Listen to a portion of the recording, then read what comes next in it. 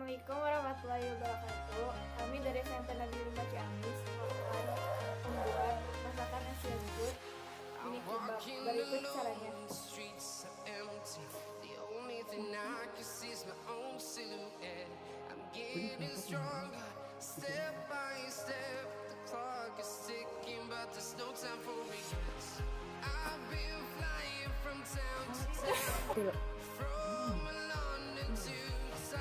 Siapkan nori, lalu isi dalam nori.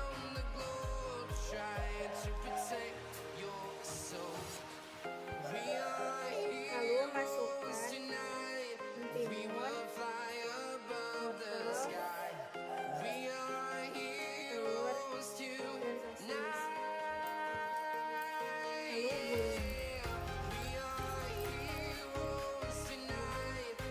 gulung.